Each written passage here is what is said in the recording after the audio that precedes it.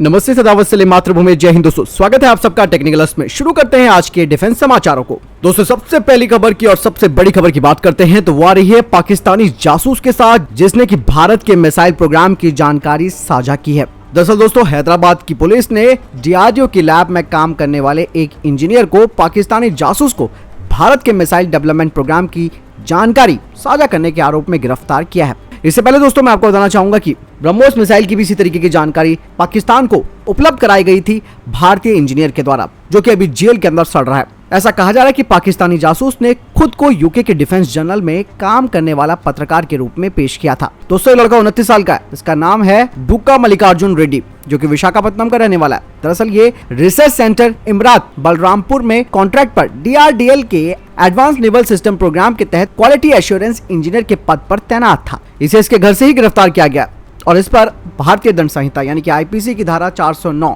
जो कि आपराधिक और विश्वासघात से जुड़ी हुई है, इसके अलावा आधिकारिक गोपनीयता अधिनियम 1923 की अलग धाराओं के तहत इस पर आरोप लगा दिया गया है।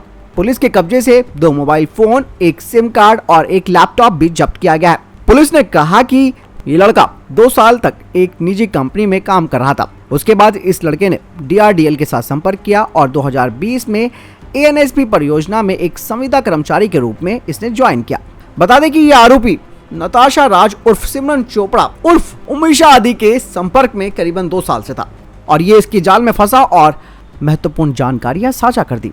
पुलिस ने बताया कि उसने आईएसआई हैंडलर के साथ फेसबुक के जरिए आरसीआई में मिसाइल विकास प्रोग्राम के बारे में तस्वीरें और दस्तावेज भी साझा किए थे। सबसे बड़ी बात यह है कि दोस्तों, इस लड़के का पिता एयरफोर्स में पहले काम करते थे।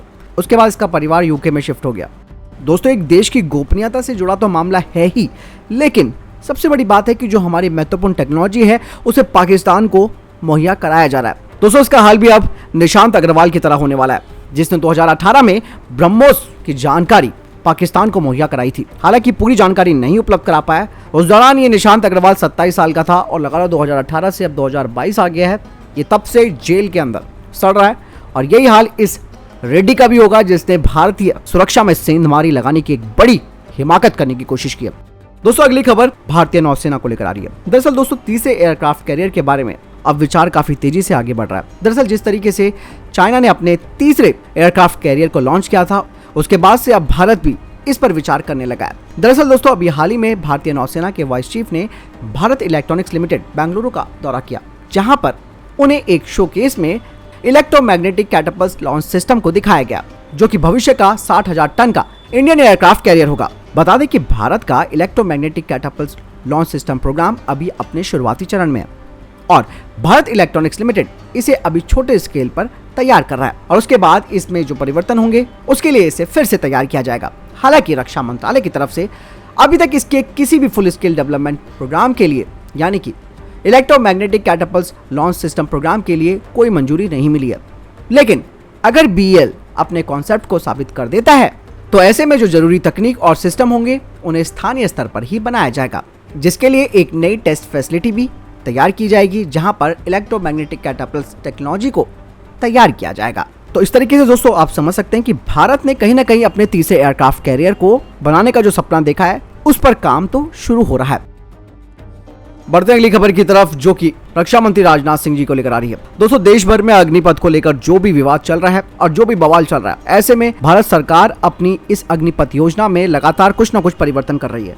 दोस्तों, यहाँ पर सबसे बड़ी बात यह है कि भारत सरकार ने फैसला एकदम से लिया, इसीलिए जो छात्र थे वो भड़क गए। फैसला लेने से पहले इसको 2 तरीके से चलाया जाना बेहद जरूरी था। एक, जो आर्मी की भर्ती चल रही होती है जिसमें कि जो कैंडिडेट है वो लंबे समय तक आर्मी में सेवा कर सकता है, और दूसरा, ये जो अग्निपथ स्कीम थी इसको शुरू कर देना चाहिए था। यानी कि जिन लोगों को शॉर्ट सर्विस कमीशन करनी है या फिर कम समय के लिए आर्मी में काम करना है तो वे लोग अग्निपथ स्कीम के तहत अपना आवेदन कर सकते थे। लेकिन एकदम से फैसला लिया, एकदम से बवाल भड़का और इसके बाद देश की संपत्ति को नुकसान पहुंचाने की कोशिश की गई। हालांकि दोस्तों, इसमें सबसे बड़ा एंगल राजनीति का है। मैं राजनीति में नहीं जाना चाहूंगा, लेकिन बहुत सारे वीडियोस ऐसे मिले हैं जिसमें खास करके बच्चों को भड़काया गया और उनसे इस तरीके की आगजनी करने के लिए कहा गया। लेकिन हम बात कर रहे हैं रक्षा मंत्री राजनाथ सिंह ने। उन्होंने अब कहा है कि रक्षा मंत्रालय ने अब 10% आरक्षण की घोषणा की है।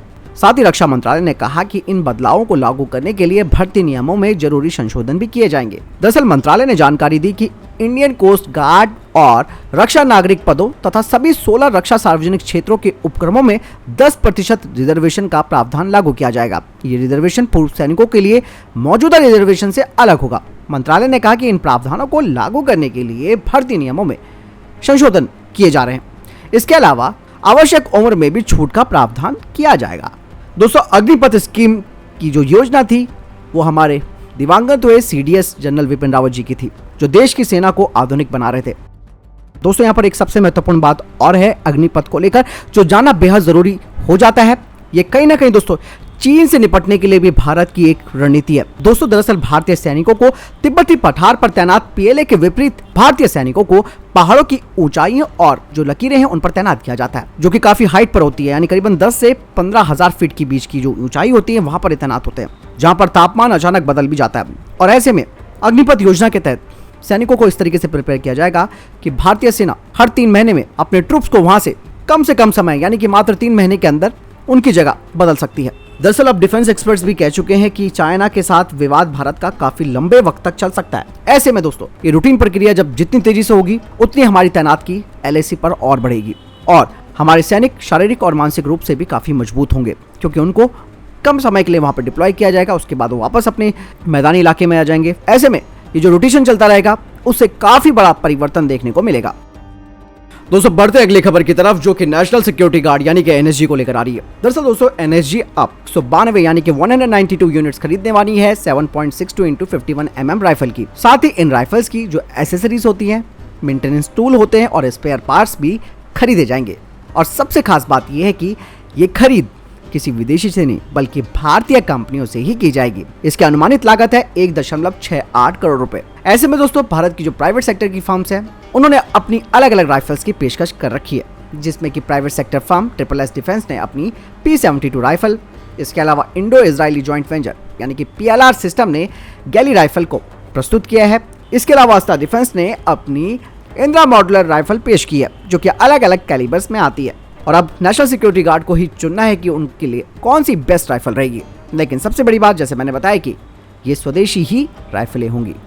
बढ़ते हैं अगली खबर की तरफ, जो कि भारतीय सेना को लेकर आ रही है। दोस्तों 2020 में भारतीय सेना ने 6 बोइंग अपाचे हेलीकॉप्टर्स के लिए ऑर्डर दिया था।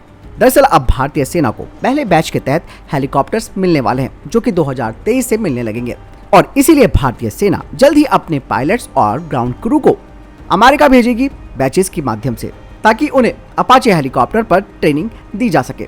दरअसल दोस्तों अपाचे हेलीकॉप्टर जो कि भारतीय सेना ने मंगवाए हैं, उनका जो फ्यूजलार्ज है वो मेड इन इंडिया फ्यूजलार्ज होगा, जिसे कि Tata Boeing aerospace limited Hyderabad में बनाती है।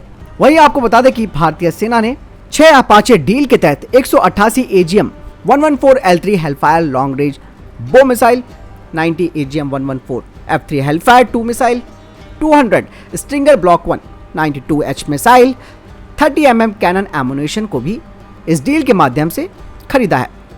बढ़ते अगली खबर की तरफ, जो कि गार्डन रीच शिप बिल्डर को लेकर आ रही है। दरअसल गार्डन रीच शिप बिल्डर यानी कि GRSC ने भारतीय नौसेना के लिए एक की लेन सेरेमनी आयोजित की है, जो कि चौथे लार्ज सर्वे वेसल और anti submarine warfare shallow watercraft के लिए। बात करें लार्ज सर्वे वेसल की, तो इसकी क्षमता पूर्ण पैमाने पर कोस्टल सर्विलांस और डीप वाटर हाइड्रोग्राफी करने के लिए होगी, जो सबमरीन और एंटी सबमरीन ऑपरेशन में भी फायदेमंद होगा। वहीं दूसरी तरफ एंटी सबमरीन शैलो वाटरक्राफ्ट को टॉर्पेडो रॉकेट से लैस किया जाएगा। इसके अलावा इसमें हल माउंटेड सोनार सिस्टम और लो फ्रीक्वेंसी सी वेरिएबल डेप्थ सोनार सिस्टम इसमें लगाए जाएंगे, जो कि पनडुब्बी खतरों का पता लगाएंगे। तो दोस्तों ये तक टॉप डिफेंस और स्पेस अपडेट वीडियो के संबंध में कोई प्रश्न जवाब या आपका कोई सवाल है कमेंट सेक्शन में लिखकर जरूर पूछ सकते हैं। मैं दोनों वीडियो के साथ चैनल जरूर सब्सक्राइब कीजिएगा। जय हिंद, वंदे मातरम।